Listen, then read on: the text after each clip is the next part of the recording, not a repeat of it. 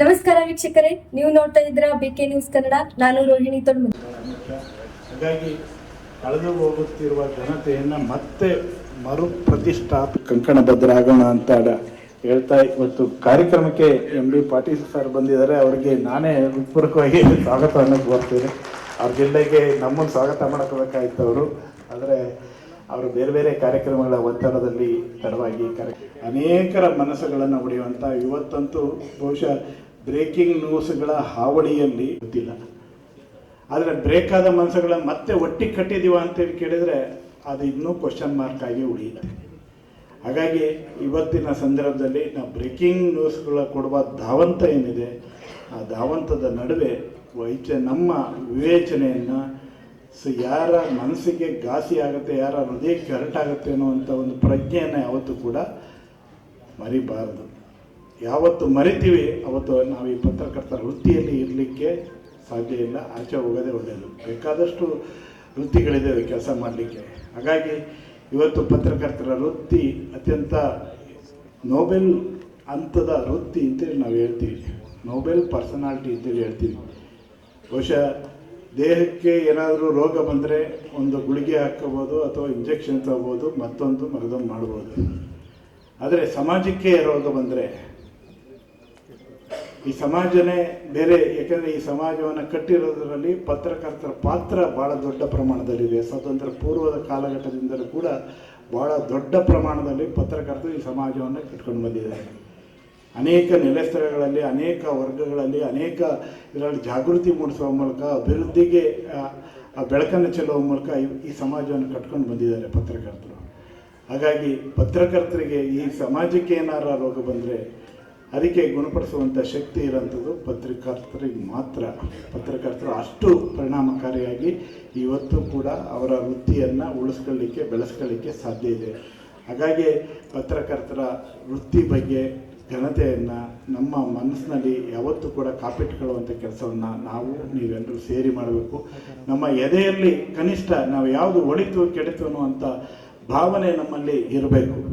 ಅದೇನಾರ ಯಾವತ್ತೂ ನಾವು ಅದನ್ನು ಕಳ್ಕೊತೀವಿ, ನಮ್ಮ ಎದೆಯೊಳಗಡೆ ಒಬ್ಬ ನ್ಯಾಯಾಧೀಶ ಯಾವಾಗಲೂ ಪ್ರಜ್ಞಾಪೂರ್ವಕವಾಗಿ ಇಲ್ಲದೇ ಇದ್ದರೆ ಅನೇಕ ಅವಾಂತರಗಳಿಗೆ ಕಾರಣ ಆಗುತ್ತೆ. ಹಾಗಾಗಿ ನಮ್ಮ ಎದೆಯೊಳಗಡೆ ಇರುವ ಒಬ್ಬ ನ್ಯಾಯಾಧೀಶನ ಪ್ರತಿಷ್ಠಾಪಿಸ್ಕೋಬೇಕು. ಅದೇ ರೀತಿ ನಡ್ಕೊಳ್ಳುವಂಥ ಮೂಲಕ ಪತ್ರಕರ್ತರಾಗಿ ನಾವು ರೂಪುಕೊಳ್ಳುವಂಥ ಕೆಲಸವನ್ನು, ಆ ಮೂಲಕ ಪ್ರಜ್ಞಾಪೂರ್ವಕವಾಗಿ ಕೆಲಸ ಮಾಡುವಂಥ ಕೆಲಸವನ್ನು ನಾವು ಮಾಡಿದರೆ ಬಹುಶಃ ಸಮಾಜ ಕೂಡ ಇನ್ನೂ ಎತ್ತರಕ್ಕೆ, ಇನ್ನೂ ಹೆಚ್ಚಿನ ನಿರೀಕ್ಷೆಯನ್ನು ಇಟ್ಕೊಂಡು ನಮಗೆ ಗೌರವ ಕೊಡುವಂಥ ಕೆಲಸವನ್ನು ಮಾಡಲಿಕ್ಕೆ ಸಾಧ್ಯ ಆಗುತ್ತೆ. ಈ ನಿಟ್ಟಿನಲ್ಲಿ ಪತ್ರಕರ್ತರ ವೃತ್ತಿಯಲ್ಲಿ ಬಂದಿರುವಂಥ ಬೇಕೋ ಬೇಡೋ ನಾವು ಬಂದ್ಬಿಟ್ಟಿದ್ದೀವಿ ವೃತ್ತಿ ಒಳಗಡೆ. ನೀವು ಸುಮ್ಮನೆ ಮನಸ್ಸಿಗೆ ಒಂದ್ಸಲಿ ಒಂದು ಪ್ರಶ್ನೆ ಕೇಳ್ಕೊಂಡು ನೋಡಿ, ಯಾರಾದರೂ ನೀವು ಪತ್ರಕರ್ತ ಆಗಿ ಅಂತೇಳಿ ಯಾರಾದರೂ ಕರೆದಿದ್ರಾ? ಈ ಕಡೆ ಕರೆದಿದ್ರಾ? ಯಾರು ಕರೆದಿಲ್ಲ. ನಾವು ಯಾವುದೋ ಒಂದು ಗೀಳಿಗಾಗಿ, ಯಾವುದೋ ಒಂದು ಹುಚ್ಚುತನಕ್ಕಾಗಿ, ಏನೋ ಕಾರಣಕ್ಕಾಗಿ ಈ ವೃತ್ತಿ ಒಳಗಡೆ ಬಂದಿದ್ದೀವಿ. ಆದರೆ ಈ ವೃತ್ತಿ ಒಳಗಡೆ ಬಂದ ಮೇಲೆ ಆ ವೃತ್ತಿಗೆ ಅಪಚಾರ ಮಾಡುವಂಥ, ಆ ವೃತ್ತಿಗೆ ತದ್ವಿರುದ್ಧವಾಗಿ ನಡ್ಕೊಳ್ಳುವಂಥ ಕೆಲಸವನ್ನು ಯಾರೂ ಕೂಡ ಮಾಡಬಾರ್ದು. ಒಳ್ಳೆತನದಲ್ಲಿ ಇವತ್ತು ಸಮಾಜದಲ್ಲಿ ಒಳ್ಳೆತನಕ್ಕೆ ಖಂಡಿತವಾಗಿ ಬೆಲೆ ಇದೆ. ನೀವೇನೋ ಒಂದು ಕಾರ್ಯಕ್ರಮ ಮಾಡಿ, ಸರ್ ಒಂದು ಊಟ ಹಾಕ್ಸಿ ಅಂದರೆ ಹಾಕ್ಸಲ್ವಾ? ಹಾಕ್ಸುತ್ತಾರೆ. ಈಗ ಅಷ್ಟೇ ಆಗಿ ನಿಮ್ಮ ಈ ಸಮ್ಮೇಳನದಲ್ಲೇ, ಇಡೀ ರಾಜ್ಯ ಪತ್ರಕರ್ತರ ಸಮ್ಮೇಳನದಲ್ಲಿ ಊಟ ಹಾಕ್ಸ್ತಾರೆ ಯಾರು? ಇಲ್ಲೇ MB ಪಾಟೀಲ್ ಇಲ್ಲೇ ಕೂತಿದ್ದಾರೆ. ಒಂದು ಊಟ ಹಾಕ್ಸಿ ಅಂತ ಇಡೀ ಪತ್ರಕರ್ತರ ಕೇಳಿದ್ರೆ ಖಂಡಿತ ಅವರು ಅತ್ಯಂತ ಸಂತೋಷದಿಂದ ಆ ಕೆಲಸವನ್ನು ಮಾಡಿಕೊಟ್ಟಿದ್ದಾರೆ.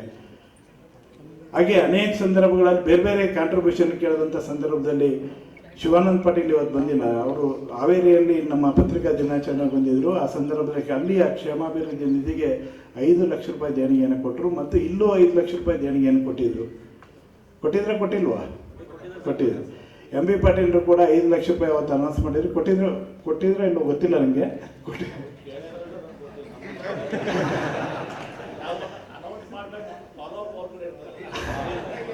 ಕೊಟ್ಟಿಲ್ಲ ಅಂದರೆ ಇವತ್ತೇ ಕೊಡ್ತಾರೆ. ದಯಮಾಡಿ ಪಡ್ಕೊಂಡು ಅದನ್ನು ಫೋಟೋ ಸಹಿತ ಹಾಕಿ. ಯಾಕೆಂದರೆ ನೋಡಿ, ಅವ್ರು ಹೇಳ್ತಾರೆ ನಮ್ಮ ಹತ್ರ ಬಂದು ಫಾಲೋ ಅಪ್ ಮಾಡಿಲ್ಲ, ಕೇಳಿಲ್ಲ ಅಂತೇಳಿ. ಆ ಥರ ಚೆಕ್ ರೆಡಿ ಇದೆ. ಸಾಧ್ಯ ಆದರೆ ಸಭೆಯಲ್ಲೇ ಕೊಟ್ಟು ಅದನ್ನು ಇಡೀ ರಾಜ್ಯದಲ್ಲಿ ಒಂದು ಸುದ್ದಿ ಮಾಡುವ ಮೂಲಕ ಅವರಿಗೆ ಗೌರವ ಕೊಡುವ ಕೆಲಸವನ್ನು ಮಾಡೋಣ. ಯಾಕೆಂದರೆ ಅವರ ತವರು ಜಿಲ್ಲೆ ಅದು. ಯಾವತ್ತೂ ಅವರು ಕೊಡುಗೆ ಇದ್ದಾನೆ, ಯಾವತ್ತೂ ಇಲ್ಲ ಅಂತೇಳಿ ಹೇಳಿದ್ದೇ ಇಲ್ಲ. ದೊಡ್ಡದಿರಲಿ ದೊಡ್ಡ ಪ್ರಮಾಣದಿರಲಿ ಸಣ್ಣ ಪ್ರಮಾಣದಲ್ಲಿರಲಿ ಒಟ್ಟು ಸ್ಪಂದನೆಯನ್ನು ಕೊಡುವಂಥ ಒಂದು ಮಾನವೀಯತೆಯನ್ನು ಇಟ್ಕೊಂಡಿರುವಂಥ ಅಪರೂಪದ ರಾಜಕಾರಣಿಗಳಲ್ಲಿ ಎಂ ಬಿ ಪಾಟೀಲ್ ಕೂಡ ಒಬ್ಬರು. ಬಹುಶಃ ಅವ್ರಿಗೆ ಕೈಗಾರಿಕೆ ಇದನ್ನು ಕೊಡೋ ಬದಲು ನಾನೇ ಹೇಳ್ತಾ ಇದ್ದೆ, ನೀವು ಬರೋಕ್ಕಿಂತ ಮುಂಚೆ ಈ ವಿಷಯವನ್ನು ಪ್ರಸ್ತಾಪ ಮಾಡಿ ಹೇಳ್ತಾ ಇದ್ದೆ.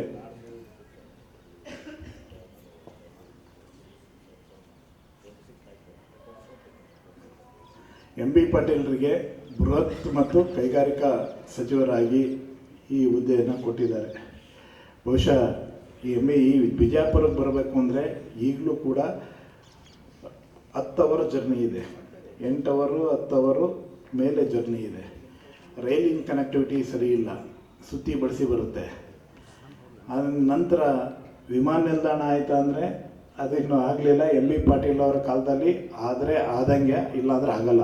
ದಯಮಾಡಿ ಅದು ಎಂ ಬಿ ಪಾಟೀಲ್ರವರು ಆದಷ್ಟು ಬೇಗ ನಮ್ಮನ್ನು ವಿಮಾನದಲ್ಲಿ ಈ ಜಿಲ್ಲೆಗೆ ಕರ್ಕೊಂಡು ಬರುವಂತೆ ಆಗಲಿ ಅಂತೇಳಿ ಹೇಳ್ತಾ, ಅವರ ನೀರಾವರಿ ಸಚಿವರಾಗಿದ್ದ ಸಂದರ್ಭದಲ್ಲಿ ಮಾಡಿರುವಂಥ ಕಾರ್ಯಗಳ ಬಗ್ಗೆ ನಾನು ಆಗಲೇ ಮಾತನಾಡುವಾಗ ಹೇಳಿದೆ. ಒಂದು ಬಯಲು ನಾಡಿಗೆ ಬರಸಿಡಿಲಿನ ನಾಡಿಗೆ ಬಂದಂತೆ ಆಗ್ತಾಯಿತ್ತು ಮುಂಚೆ, ಆದರೆ ಇವತ್ತು ಒಂದು ಮಲೆನಾಡಿಗೆ ಬಂದಂಥ ವಾತಾವರಣ ಸೃಷ್ಟಿಯಾಗಿದೆ. ಅಂದರೆ ಅದರ ಹಿಂದೆ ಎಂ ಬಿ ಪಾಟೀಲರು ನೀರಾವರಿ ಯೋಜನೆಗೆ ಹಳೆ ಮೈಸೂರು ಭಾಗದಲ್ಲಿ ಏನು ಆದ್ಯತೆಯನ್ನು ಕೊಡ್ತಾಯಿದ್ರು ನೀರಾವರಿಗೆ, ಅದಕ್ಕಿಂತ ದೊಡ್ಡ ಪ್ರಮಾಣದ ಆದ್ಯತೆಯನ್ನು ಅವರು ನೀರಾವರಿ ಸಚಿವರಾಗಿದ್ದ ಸಂದರ್ಭದಲ್ಲಿ ಕೊಟ್ಟಿದ್ದ ಕಾರಣಕ್ಕಾಗಿ ಈ ಜಿಲ್ಲೆಗೆ ಅತ್ಯಂತ ಒಂದು ಮಾದರಿಯ ಜಿಲ್ಲೆನೂ ಆಗಿದೆ. ಮತ್ತು ಅತ್ಯಂತ ಹೆಚ್ಚು ನೀರಾವರಿಗೊಳಪಟ್ಟ ಪ್ರದೇಶ ಯಾವುದಿದೆ ಅಂದರೆ ಈಗ ನಿಸ್ಸಂಶಯವಾಗಿ ಹೇಳ್ಬೋದು ಅದು ಬಿಜಾಪುರ ಜಿಲ್ಲೆ ಮತ್ತು ಅಕ್ಕಪಕ್ಕದ ಜಿಲ್ಲೆ ಅಂತೀರಿ. ಅಷ್ಟರ ಮಟ್ಟಿಗೆ ಅವರ ಶ್ರಮ ಇದೆ, ಕೊಡುಗೆ ಇದೆ. ಅದನ್ನು ಈ ಸಂದರ್ಭದಲ್ಲಿ ನೆನಪು ಮಾಡ್ಕೊಳ್ತಾ, ಮತ್ತು ಅವರು ಈ ಕಾರ್ಯಕ್ರಮದಲ್ಲಿ ಭಾಗಿಯಾಗಿರೋದು ಅತ್ಯಂತ ಸಂತೋಷ ತಂದಿದೆ ಅಂತ ಹೇಳ್ತಾ, ಹಾಗೆ ಈ ಕಾರ್ಯಕ್ರಮದಲ್ಲಿ ಭಾಗಿಯಾಗಿರುವಂಥ ಎಲ್ಲರೂ, ನಾವು ಲಾಸ್ಟ್ ಟೈಮು ಸಿದ್ದೇಶ್ವರ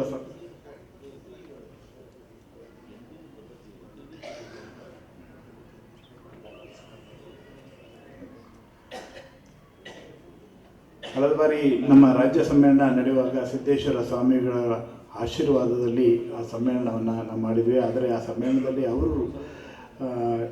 ಅವರ ಇರಲಿಕ್ಕೆ ಸಾಧ್ಯ ಆಗಲಿಲ್ಲ ಅಂದರೆ ಅವರ ಸಾವು ನಮ್ಮನ್ನು ಅತ್ಯಂತ ನೋವಿನಲ್ಲಿ ಮುಳುಗಿಸ್ತು.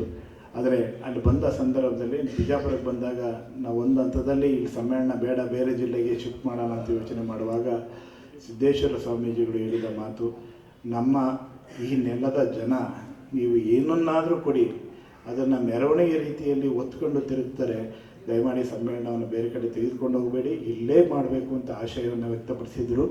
ಆ ಕಾರಣಕ್ಕೋಸ್ಕರನೇ ಆ ಸಮ್ಮೇಳನವನ್ನು ಇಲ್ಲಿ ಮತ್ತೆ ಎಲ್ಲೂ ಶಿಫ್ಟ್ ಮಾಡಿದೆ, ಇಲ್ಲೇ ಮಾಡಿದ್ವಿ. ಬಹುಶಃ 3 ಪಾಟೀಲರು ಅಂದರೆ ಬಹುಶಃ ನಾವು ಬೇರೆ ಕಡೆಯಿಂದ ಮಾತನಾಡುವಾಗ ಹೇಳ್ತೀವಿ, ಪಾಟೀಲ್ ಏನಂತಾರೆ ಕ್ಯೂಬಿಕ್ ಅಂತ. 3 ಪಾಟೀಲರು ಕೂಡ ಅದಕ್ಕೆ ಸಂಪೂರ್ಣ ಸಹಕಾರವನ್ನು ಕೊಟ್ಟಿದ್ದು. ಬಸವನಗೌಡ ಪಾಟೀಲ್, ಯತ್ನಾಳ್, ಶಿವಾನಂದ ಪಾಟೀಲ್, ಹಾಗೆ ನಮ್ಮ ಎಂ ಬಿ ಪಾಟೀಲ್, 3 ಜನರು ಒಟ್ಟಾಗಿ ಒಂದೇ ವೇದಿಕೆಯಲ್ಲಿ ಭಾಗವಹಿಸಿದ್ದು ಕೂಡ ನಮ್ಮ ರಾಜ್ಯ ಪತ್ರಕರ್ತರ ಸಮ್ಮೇಳನದ ಕಾರ್ಯಕ್ರಮದಲ್ಲೇ ಅವರು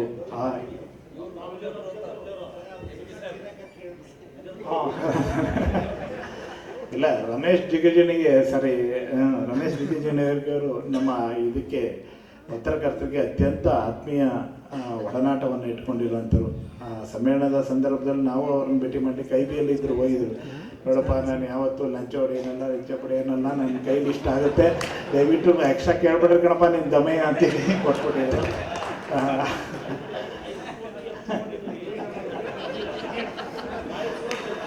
ಆದರೆ ಇವತ್ತು ನಿಮ್ಮೆಲ್ಲರ ಅಭಿಲಾಷೆ ಮೇರೆಗೆ ಬಹುಶಃ ನೀವು ಅವರ ಬೆಳವಣಿಗೆಯಲ್ಲಿ ಪತ್ರಕರ್ತರ ಪಾತ್ರ ಕೂಡ ಭಾಳ ದೊಡ್ಡದಿದೆ. ಆ ಕಾರಣಕ್ಕಾಗಿ ಅವರು ಕೂಡ 5 ಲಕ್ಷ ಇವತ್ತು ಅನೌನ್ಸ್ ಮಾಡಿ ಕೊಡ್ತಾರೆ ಅಂತೇಳಿ ನಾವು ನಿರೀಕ್ಷೆ ಇಟ್ಕೊಂಡಿದ್ದೀವಿ.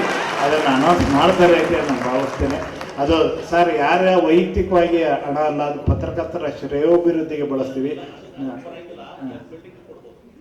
ಆಯಿತು, ಅವ್ರಿಗೇನು ಸಾಧ್ಯ ಇದೆ ಅದನ್ನು ಮಾಡಿಕೊಡಲಿ. ಆ ಕ್ಷೇಮಾಭಿವೃದ್ಧಿ ನಿಧಿಗೂ ಕೂಡ ಅವರ ಹಣವನ್ನು ಕೊಡಲಿ, ವೈಯಕ್ತಿಕವಾಗಿ ಹಣವನ್ನು ಕೊಡಲಿ ಅಂತೇಳಿ.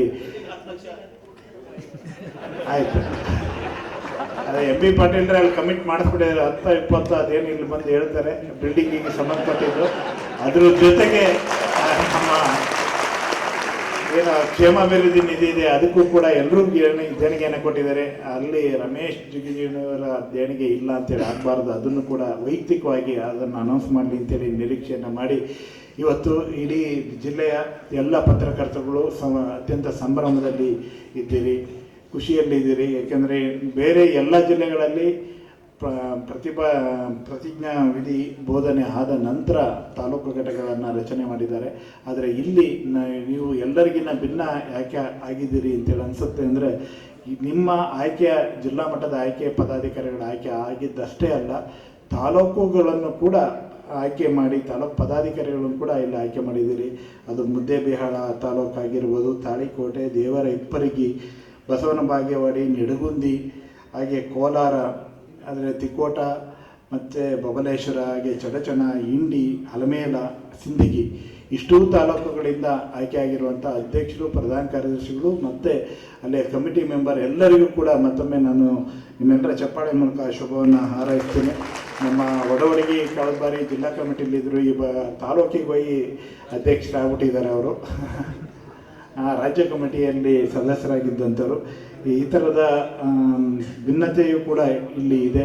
ಹಾಗೆ ಚುನಾವಣೆಯನ್ನು ಅತ್ಯಂತ ನಿಷ್ಪಕ್ಷಪಾತವಾಗಿ ನಡೆಸ್ಕೊಟ್ಟಂಥ, ಇಡೀ ರಾಜ್ಯದೊಳಗಡೆ ಚುನಾವಣೆ ನಡೆಸ್ಕೊಟ್ಟಂಥ ಮುಖ್ಯ ಚುನಾವಣಾಧಿಕಾರಿ ಎನ್ ರವಿಕುಮಾರ್ ಅವರು, ಹಾಗೆ ಜಿಲ್ಲೆಯಲ್ಲಿ ನಮ್ಮ ಚುನಾವಣಾಧಿಕಾರಿಯಾಗಿ ಕೆಲಸವನ್ನು ಮಾಡಿಕೊಟ್ಟಂಥ ಮಲಕೊಂಡ ಅವರಿಗೆ ಮತ್ತೊಮ್ಮೆ ನಿಮ್ಮೆಲ್ಲರ ಚಪ್ಪಾಳೆ ಮೂಲಕ ಅವರಿಗೂ ಕೂಡ ಒಂದು ಅಭಿನಂದನೆಗಳನ್ನು ಸಲ್ಲಿಸ್ತೇನೆ. ಇವತ್ತು ಈ ವೇದಿಕೆಯಲ್ಲಿರುವಂಥ ಎಲ್ಲ ಸನ್ಮಿತ್ರರಿಗೆ, ವಿಶೇಷವಾಗಿ ಹೊಸದಾಗಿ ಆಯ್ಕೆಯಾಗಿರುವಂಥ ಅಶೋಕ್ ಅಡಳ್ಳಿ ನೇತೃತ್ವದ ತಂಡ ಏನಿದೆ ಅಷ್ಟೂ ಜನರಿಗೆ ಮತ್ತೊಮ್ಮೆ ನಾನು ಶುಭವನ್ನು ಹಾರೈಸಿ, ಈ ಪತ್ರಕರ್ತರ ವೃತ್ತಿಯನ್ನು ದಯಮಾಡಿ ಯಾರು ಲಘುವಾಗಿ ಭಾವಿಸಬೇಡಿ. ಅತ್ಯಂತ ಗಂಭೀರವಾದಂಥ ವೃತ್ತಿ ಇದು, ಅತ್ಯಂತ ಒಂದು ತಪಸ್ಸಿನ ರೀತಿಯಲ್ಲಿ ಕಾಪಿಟ್ಕೊಳ್ಬೇಕಾದಂಥ ವೃತ್ತಿ. ಒಂದು ವೇಳೆ ನಿಮಗೆ ಈ ವೃತ್ತಿಯಲ್ಲಿ ಆ ನ್ಯಾಯ ಕೊಡಲಿಕ್ಕೆ ಸಾಧ್ಯ ಆಗ್ತಾ ಇಲ್ಲ ಅಂದರೆ ದಯವಿಟ್ಟು ಈ ವೃತ್ತಿಗೆ ಅಪಚಾರ ಮಾಡುವಂಥ ಕೆಲಸವನ್ನು ಮಾಡೋಕ್ಕೆ ಹೋಗಬೇಡಿ. ಯಾರೋ ನಮ್ಮನ್ನು ಅವರು ಇವರು ಅಂತೇಳಿ ಬಿಟ್ಟು ತೋರಿಸಿ ಮಾತನಾಡುವ ಮಟ್ಟಕ್ಕೆ ನೀವು ಇಳಿಬೇಡಿ. ಈ ವೃತ್ತಿಯನ್ನು ಒಳ್ಳೆಯದಕ್ಕೆ ಬೆಳೆಸಿ, ಬಡವರ ಅಥವಾ ನೊಂದವರ ಅಶಕ್ತರ ಕಣ್ಣೀರನ್ನು ಒರೆಸಲಿಕ್ಕೆ ಬಳಸಿ, ಅಥವಾ ಯಾವ್ದಾರ ಒಂದು ಅಭಿವೃದ್ಧಿ ವಿಚಾರಕ್ಕೆ ಬೆಳಕು ಚೆಲ್ಲುವ ರೀತಿಯಲ್ಲಿ ಬಳಸಿ, ಅಥವಾ ಬೇರೆಯವರ ಒಳ್ಳೆಯ ಕೆಲಸಗಳನ್ನು ಮಾಡುವ ಸಮಾಜದ ನಾನಾ ಸ್ತರಗಳಲ್ಲಿ ಬೇಕಾದಷ್ಟು ಒಳ್ಳೆಯ ಕೆಲಸ ಮಾಡುವಂಥವ್ರು ಇದ್ದಾರೆ, ಅಂಥವರ ಬಗ್ಗೆ ಅಂಥವ್ರ ಪ್ರತಿಭೆಗಳನ್ನು ಬಳಸಿ.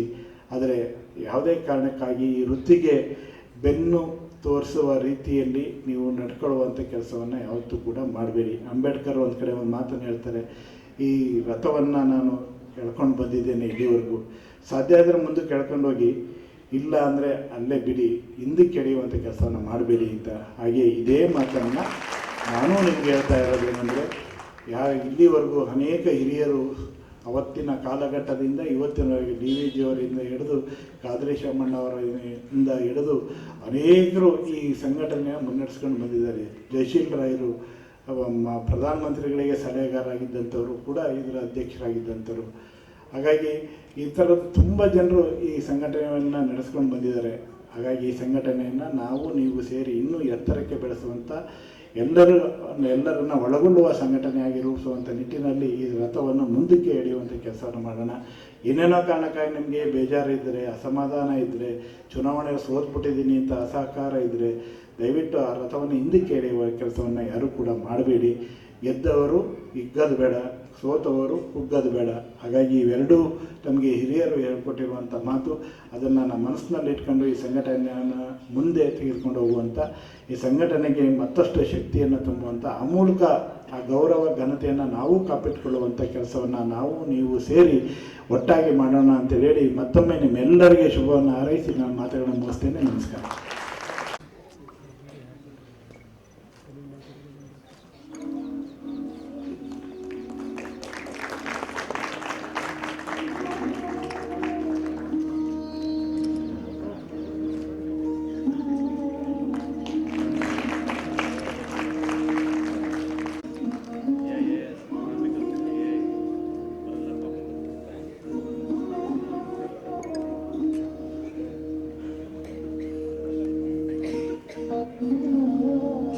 ಧನ್ಯವಾದಗಳು ಜಿಲ್ಲಾಧ್ಯಕ್ಷರಿಗೆ. ಈಗ ಹಿರಿಯ ಪತ್ರಕರ್ತ ಶ್ರೀ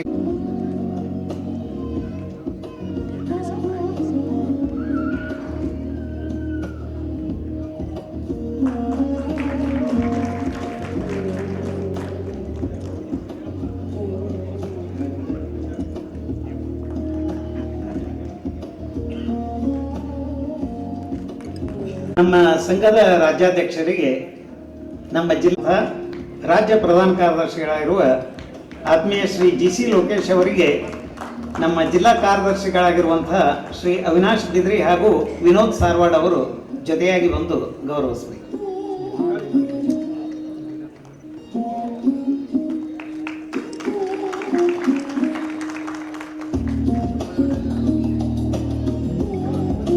ಜಿಲ್ಲಾ ಕಾರ್ಯದರ್ಶಿಯಾಗಿರುವ ಶ್ರೀ ಸದ್ದಾಂ ಹುಸೇನ್ ಜಮಾದಾರ್ ಹಾಗೂ ಜಿಲ್ಲಾ ಖಜಾಂಚಿಯಾಗಿರುವಂತಹ ರಾಹುಲ್ ಆಪ್ಟೆ ಅವರು ಜೊತೆಯಾಗಿ ಸನ್ಮಾನಿಸಬೇಕು.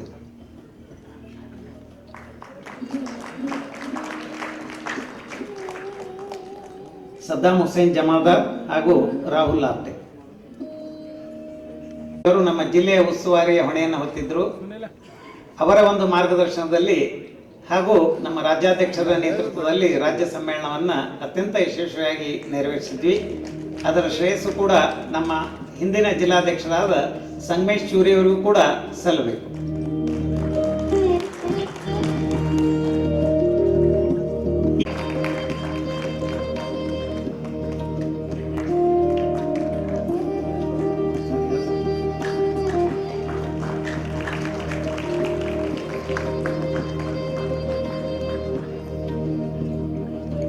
ಈಗ ನಮ್ಮೆಲ್ಲ ಸ್ಥಳೀಯ ಪತ್ರಿಕೆಗಳಿಗೆ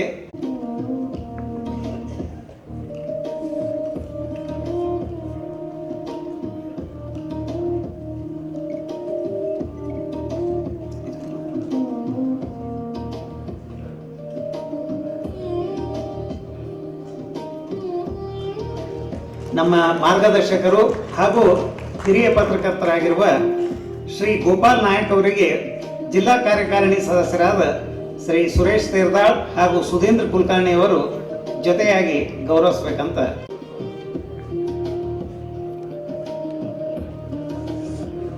ವೇದಿಕೆ ಮೇಲೆ ಬಾಗಲಕೋಟೆ ಜಿಲ್ಲಾ ಕಾರ್ಯನಿರತ ಪತ್ರಕರ್ತರ ಸಂಘದ ಜಿಲ್ಲಾಧ್ಯಕ್ಷರು ಹಾಗೂ ಸಂಜಯ್ ದರ್ಶನ ಪತ್ರಿಕೆಯ ಸಂಪಾದಕರಾಗಿರುವಂತಹ ಮಹೇಶ್ ಅಂಗಡಿಯವರಿದ್ದಾರೆ. ಅವರಿಗೆ ನಮ್ಮ ಜಿಲ್ಲಾ ಕಾರ್ಯಕಾರಿಣಿ ಸದಸ್ಯರಾದ ಶ್ರೀನಿವಾಸ್ ಸೂರ್ಗೊಂಡ್ ಹಾಗೂ ಕಲ್ಲಪ್ಪ ಶಿವಶರಣ ಅವರು ಜೊತೆಯಾಗಿ ಗೌರವಿಸಬೇಕು ಅಂತ ಕೇಳ್ಕೊಳ್ತೀನಿ.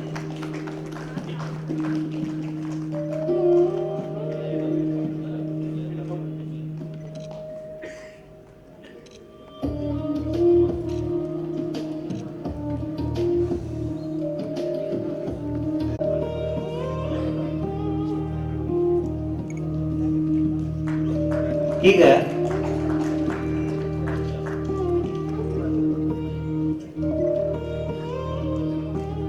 ಕಾರ್ಯಕ್ರಮದ ಯಶಸ್ಸಿನ ಅಡಿಪಾಯವಾಗಿರುವ ಪ್ರಮುಖ ಘಟ್ಟ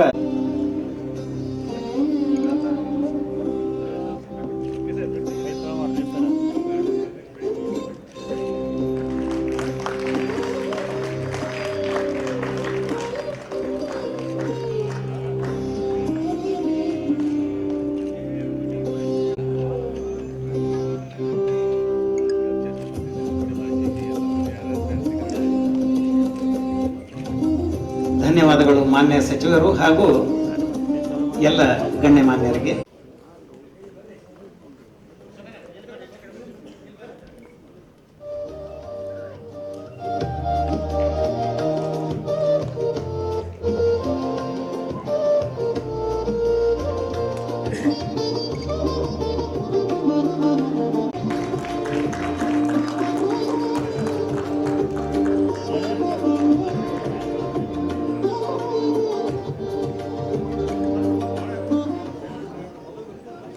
ಕಾರ್ಯಕಾರಿ ಸಮಿತಿ ಸದಸ್ಯರವರೆಗೆ ಯಾರ್ಯಾರು ಚುನಾವಣೆಯಲ್ಲಿ ಆಯ್ಕೆ ಆಗಿದ್ದೀರಿ ಅವರು ಪ್ರಮಾಣ ವಚನವನ್ನು ಸ್ವೀಕರಿಸಬೇಕು.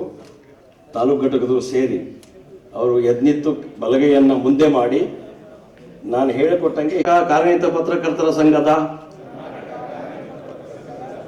2025-28ನೇ ಸಾಲಿಗೆ ನಡೆದ ಚುನಾವಣೆಯಲ್ಲಿ ನಾನು ವಿಜಯಪುರ ಜಿಲ್ಲಾ ಘಟಕದ ಹಾಗೂ ತಾಲೂಕು ಘಟಕದ ಪದಾಧಿಕಾರಿಯಾಗಿ ಸಂಘದ ಬೈಲಾ ಮತ್ತು ನಿಯಮಾವಳಿಗಳಿಗೆ ಬದ್ಧವಾಗಿ ಕೆಲಸ ಮಾಡಲು ಕಂಕಣಬದ್ಧವಾಗಿದ್ದೇನೆ. ಸಂಘದ ಸದಸ್ಯರ ಹಿತ ಕಾಯಲು ಸಂಘದ ಆಶಯಗಳನ್ನು ಕಟಿಬದ್ಧವಾಗಿ ನನ್ನನ್ನು ನಾನು ಸಮರ್ಪಿಸಿಕೊಳ್ಳುತ್ತೇನೆ. ಯಾವುದೇ ಸಂದರ್ಭ ಸಂಘದ ಒಗ್ಗಟ್ಟು ಕಾಪಾಡಿಕೊಂಡು ಸದಸ್ಯರ ಹಿತ ಕಾಯುವ ಮತ್ತು ವೃತ್ತಿಘನತೆ ಹೆಚ್ಚಿಸುವ ಹಾಗೆ ಮಾಡುತ್ತೇನೆ ಎಂದು ದೇವರ ಹೆಸರಿನಲ್ಲಿ ಪ್ರಮಾಣ ಮಾಡುತ್ತೇನೆ. ಕರ್ನಾಟಕ ಕಾರ್ಯನಿರತ ಪತ್ರಕರ್ತರ ಸಂಘಕ್ಕೆ ಜಯವಾಗಲಿ, ಜಯವಾಗಲಿ. ಕರ್ನಾಟಕ ಕಾರ್ಯನಿರತ ಪತ್ರಕರ್ತರ ಸಂಘಕ್ಕೆ ಥ್ಯಾಂಕ್ ಯು. ಧನ್ಯವಾದಗಳು ಜಿ ಲೋಕೇಶ್ ಸರ್. ಈಗ ಕಾರ್ಯಕ್ರಮವನ್ನು ಉದ್ಘಾಟನೆ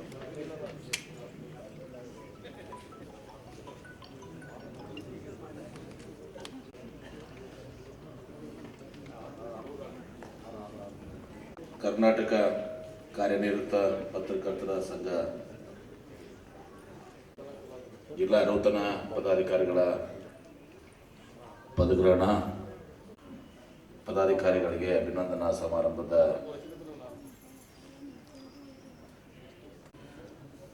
ಜಿಲ್ಲೆಯ ಸಂಸದರು, ನಮ್ಮೆಲ್ಲರಿಗೂ ಹಿರಿಯರು, ಆತ್ಮೀಯರಾದಂಥ ಶ್ರೀ ರಮೇಶ್ ಜಿಂಗಿ ಸಾಹೇಬ್ರೆ,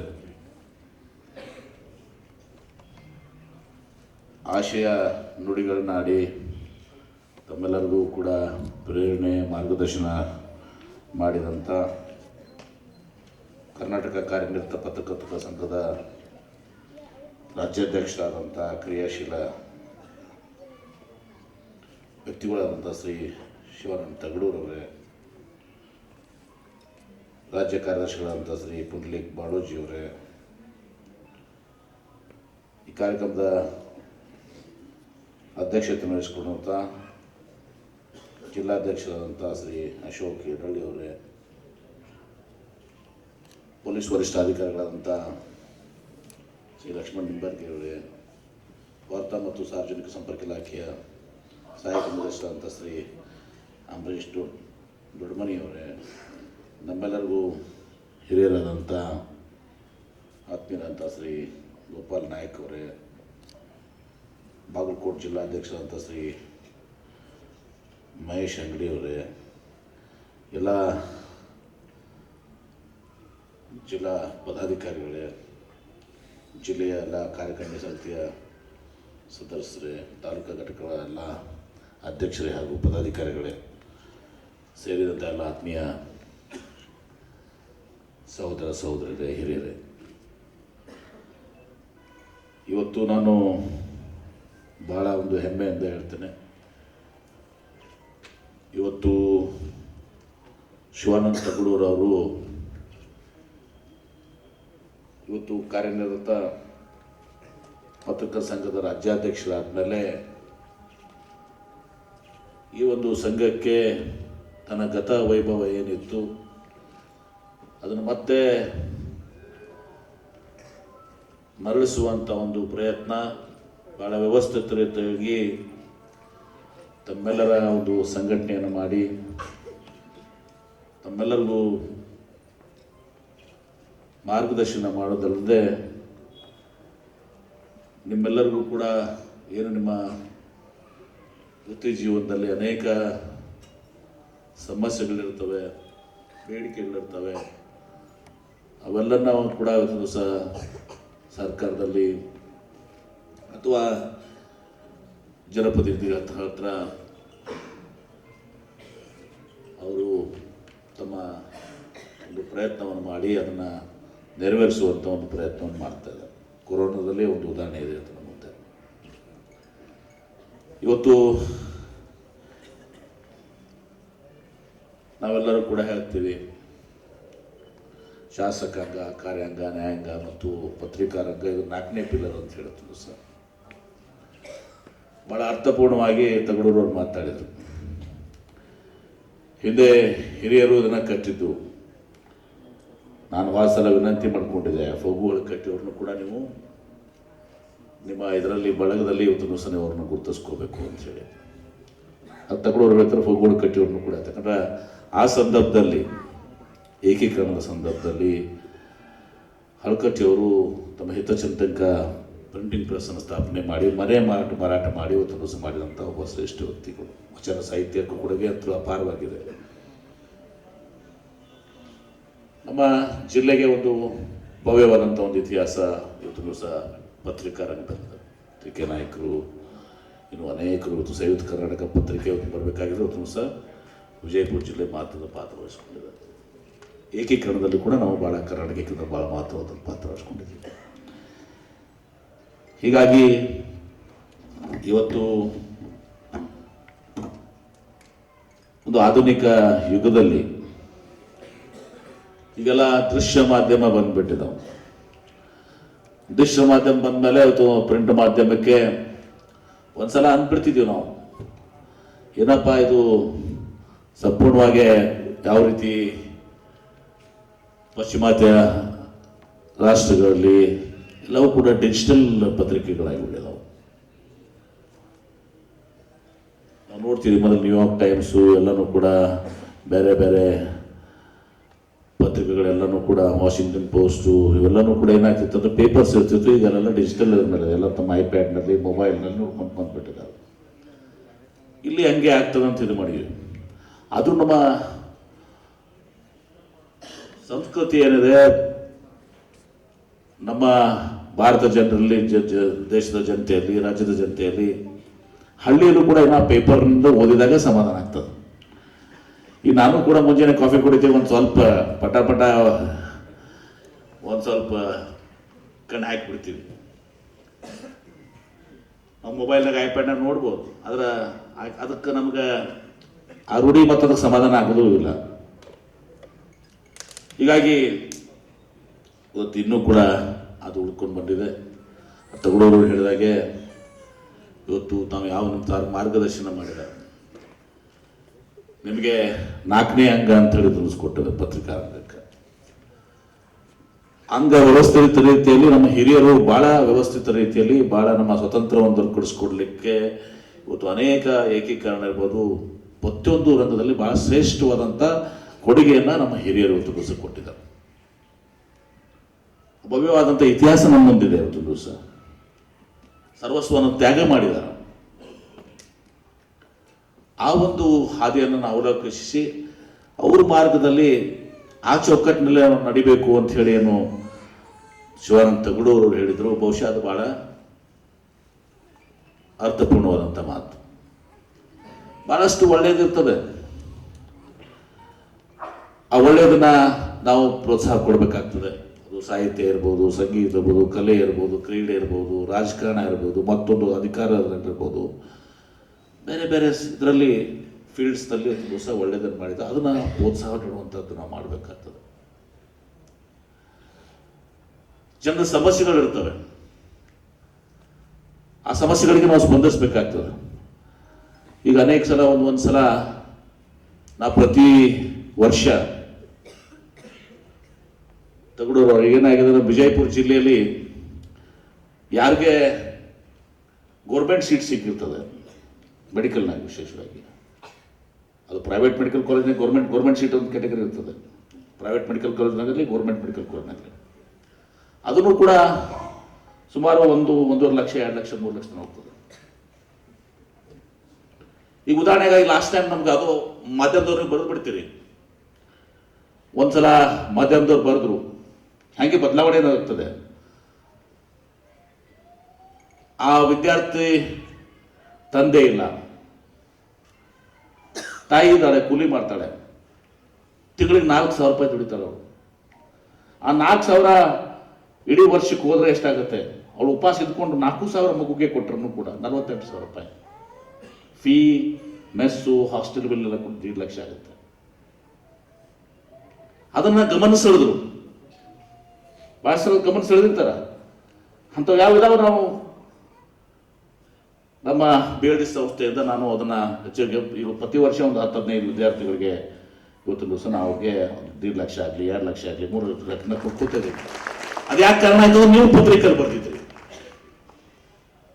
ಆಮೇಲೆ ಅದು ದೊಡ್ಡಸ್ಕೆ ನೋಡ್ರಿ, ಅವತ್ತೇನಾಯ್ತು ಅಂದ್ರೆ ಆ ವಿದ್ಯಾರ್ಥಿ ಬಂದು ಏನು ಹೇಳಿದ್ರು, ಇವತ್ತು ನಾನು ಇನ್ನೊಂದು ಕಡೆ ಭಾಷಣ ಹೇಳ್ತಾ ಇದ್ದೆ. ಅವನು ಮೊಯ್ತೆ ದೋಸ್ತಿದಾಗ ಪಾಪ ಒಂದು ಹುಡುಗ ಮರಾಠರ ಸಮಾಜದ ಹುಡುಗ ಇದ್ದಾಗ ಆ ವಿದ್ಯಾರ್ಥಿ ಏನು ಹೇಳಿದ್ರು, ಸರ್ ನನ್ನ ಪೇಪರ್ನಾಗ ಬಂದೈತಿ ನೀವು ಸಹಾಯ ಮಾಡಕತ್ತೀರಿ, ಇನ್ನೊಬ್ಬ ನನಗಿದು ಕಡ್ಬಿಡು ಅಂದ್ರಿ ಅವನು ಒಟ್ಟು ಮಾಡ್ಬೇಕ್ರಿ ಅನ್ನೋ. This is the fact. ನನ್ನ ಪೇಪರ್ನಾಗ ಬಂದೈತೆ ನೀವು ನನ್ನ ಕರ್ಸಿದಿರಿ, ಕೊಡಾತಿದ್ದೀರಿ, ನನ್ನಂತ ಇನ್ನೊಬ್ಬ ಅದಾನ್ರಿ,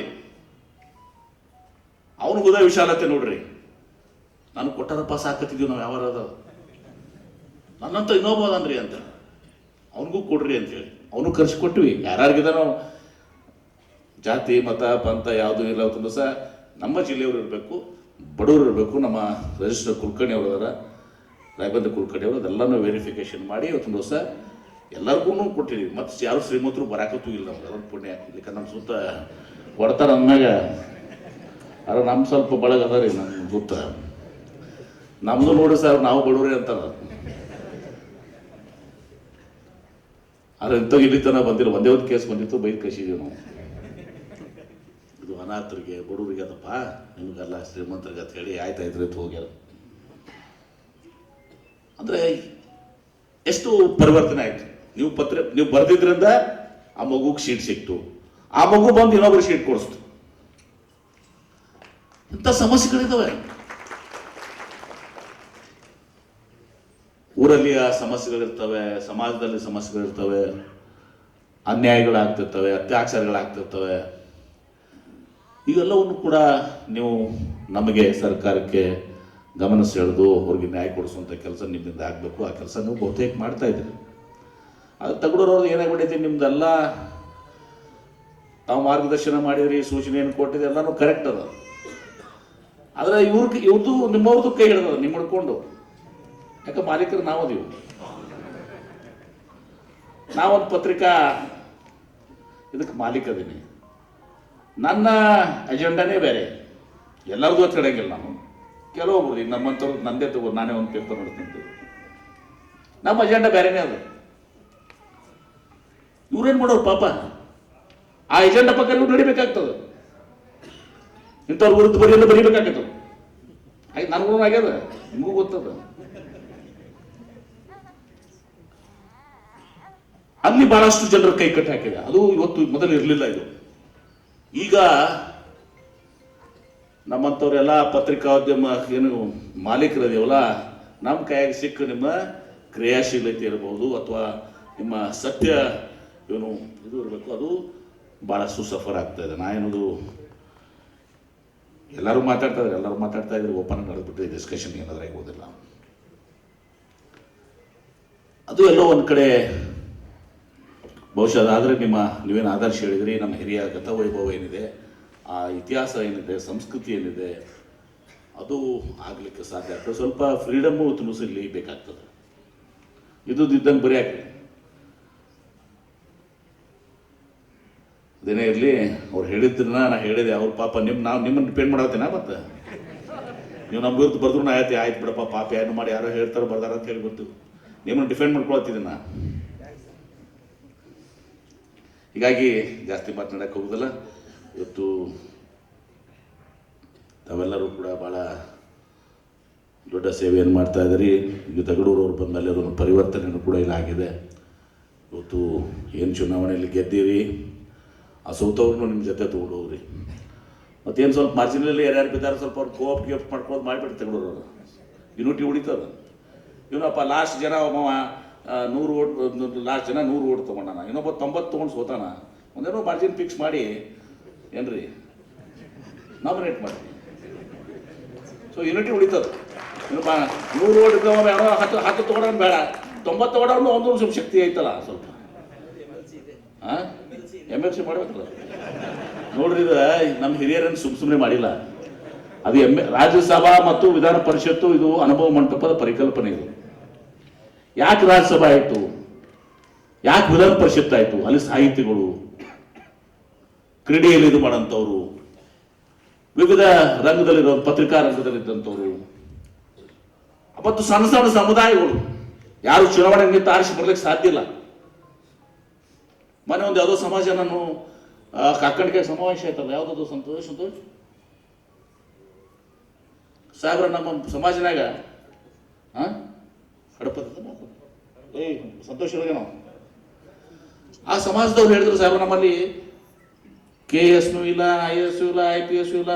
ಅದು ಬಿಡ್ರಿ ಸಾಹೇಬ್, ಒಬ್ಬ ಜಡ್ಪಿ ಮೆಂಬರ್ ಆಗಿಲ್ಲ ನಮ್ಮ ಸಮುದಾಯದಿಂದ, ಒಬ್ಬ ಜಡ್ಪಿ ಮೆಂಬರ್ ನಮ್ಮ ಸಮುದಾಯದಿಂದ ಆಗಿಲ್ಲ ಅಂತ ಒಂದು ಪಂಗಡ ಇರ್ತದೆ ಸರ್. ಅನುಭವ ಮಂಟಪದಾಗ ಅವರು ಒಂದು ಕಾಯಕ ವರ್ಗ ಅದು.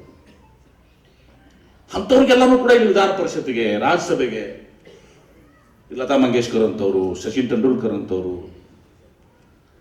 ಪತ್ರಕರ್ತರು, ಹಿರಿಯ ಪತ್ರಕರ್ತರು ಇವೆಲ್ಲನೂ ಹಾಕ್ಬೇಕಾಗಿ ಆ ಅನುಭವ ಮಂಟಪ ಪರಿಕಲ್ಪನೆ ವಿಧಾನ ಪರಿಷತ್ತು, ರಾಜ್ಯಸಭೆ ಆಯ್ತು ರೀ.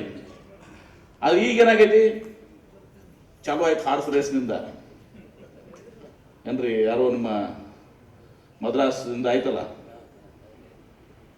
ಹಾರ್ಸ್ ರೇಸ್ ಕಂಬುದಕ್ಕೊಬ್ಬರಿಗೆ ಎಲ್ಲ ಬಿಲ್ಡರ್ಗಳು ಎಲ್ಲ ಇದೆ. ರಾಜ್ಯಸಭಾ ಇಲ್ಲೆಲ್ಲ ಕಡೆ ಅದು ಹೋಗ್ಬಿಟ್ಟೈತೆ. ಅದು ಆ ಸಾಮಾಜಿಕ ನ್ಯಾಯ, ಆ ಸಾಹಿತಿಗಳು, ಪತ್ರಕರ್ತರು ಎಲ್ಲ ಹೋಗಿ ಅಲ್ಲೆಲ್ಲ ರಿಯಲ್ ಎಸ್ಟೇಟು, ದೊಡ್ಡ ದೊಡ್ಡ ಮಾಫಿಯಾ, ಇಂಡಸ್ಟ್ರಿಯಲಿಸ್ಟು ಇವರೆಲ್ಲ ಬಂದ ಈಗ ಅದೇನೋ ಅರ್ಥ ಭಾಗ್ಯ ಕಳ್ಕೊಂಡದ್ದು. ಇನ್ನೊಂದು ಸ್ವಲ್ಪ ಸ್ವಲ್ಪ ಇರ್ತದ, ಇಲ್ಲಂತೂ ಇಲ್ಲ. ಒಂದು ಭಾಗ್ಯ ಒಂದು 50% ಮಾತ್ರ ಮೆರಿಟ್ ಹೋಗ್ಬಿಟ್ಟಿದೆ ಅಲ್ಲಿ.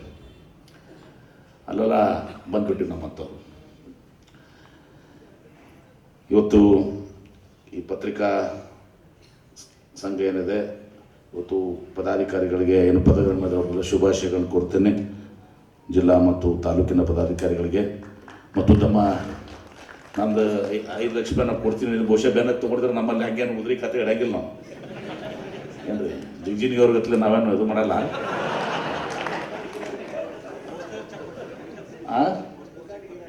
ಒಬ್ಬತ್ತೇ ಕೊಟ್ರಿ, ನನಗೆ ಯಾಕಿಲ್ಲ ಇದು ಮಾಡ್ತೀನಿ ನಾವು. ಮತ್ತೆ ಜಿಗ್ಜಿನಿಯವ್ರು ಏನಾಗಿ ಕೊಡೋದೇ ಇಲ್ಲ ಸೇರೋರು, ಕೊಡಂಗಿಲ್ಲ ಬಿಡ್ರಿ ಕರೆ. ಅದು ಈಗ ಹೇಳಿದ್ರೆ ಒಂದು 50,000 ಕೊಡ್ತೀನಿ ಬಿಡು ಮರ ಅಂದ್ರೆ, 50,000 ಬೇಡ ನಿಮ್ಮದು, 10 ಲಕ್ಷ ರೂಪಾಯಿ MP ಫಂಡ್ ಅಂತ ಕೊಟ್ಬಿಟ್ಟಿರುತ್ತೆ. ಒಪ್ಕೊಂಡ್ರ ಅವ್ರು ಮತ್ತೆ ಎಲ್ಲರೂ ಚಪ್ಪಾಳಿ ನೋಡ್ತೀನಿ. 50,000 ಬೇಡ, ಅಶೋಕ ತಗೊಳೋರವ್ರ 50,000 ರೂಪಾಯಿ ಕೊಟ್ಟಾರ 10 ಲಕ್ಷ ಸಿಗಂಗಿಲ್ಲ ಮತ್ತೆ. ಅದು ನಾನು ಅವ್ರು 50,000 ಮುಗಿಸ್ಬೇಕಂದಾರ. ಈಗ ಪ್ಲಾನ್ ಹಾಕ್ಯಾರ, ನಾನು ಒಂದು ಇದಕ್ಕೆ 50,000 ನೀವು ಅದು ಬಿಡ್ರಿ, ಅದನ್ನು ಬ್ಯಾಟ್ ನಿಮ್ದು ಒಬ್ಬರು ಮಾಪತ್ ಹೇಳ್ಬಿಡ್ರಿ, ನಿಮ್ದು ಇದಕ್ಕೆ ಕೊಡಬೇಡ್ರಿ, ರಿಲೀಫ್ ನಿಮ್ಮ ರಿಲೀಫ್ ಕೊಡೋದು ಬೇಡ, ನೀವು 10 ಲಕ್ಷ. ನಾ ಹೇಳ್ತೇನೆ, ನಮ್ಗೆ ಸ್ವಲ್ಪ ಎಲ್ಲ ಗೊತ್ತಿರ್ತಾವ, ನಮ್ಗೊಂಡಿಟ್ರೆ ನಮ್ದು ಅವ್ರು ಗೊತ್ತದ, ಅವ್ರು ನಮ್ಗೆ ಗೊತ್ತದ.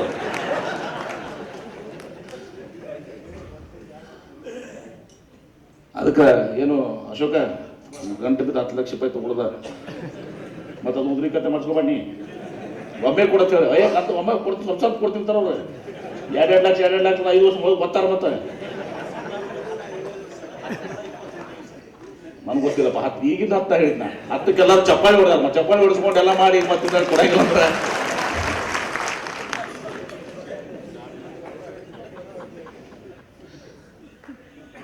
ಅದಕ್ಕೆ ಮುಂದೇನು ಕೂಡ ಇವತ್ತು ಎಲ್ಲ ರೀತಿಯ ಸಹಕಾರಗಳನ್ನ ಕೂಡ ಮಾಡ್ತಾ ಇದ್ದೀವಿ ನಾವು.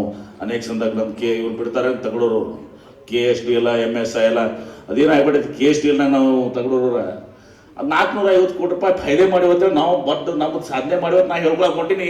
ಆ 450 ಕೋಟಿ ರೂಪಾಯಿ ಎಲ್ಲರೂ ನೀವೇ ಖಾಲಿ ಮಾಡಾಕ್ತೀವಿ. ಇನ್ನೂ ಒಬ್ರು ಬರ್ತಾ ಹಿಡ್ಕೊಂಡು ಬಂದು ಒಂದೇನೋ ಇವೆಂಟ್ ಐತ್ರಿ, 10 ಲಕ್ಷ ಸ್ಪಾನ್ಸರ್ ರೀ.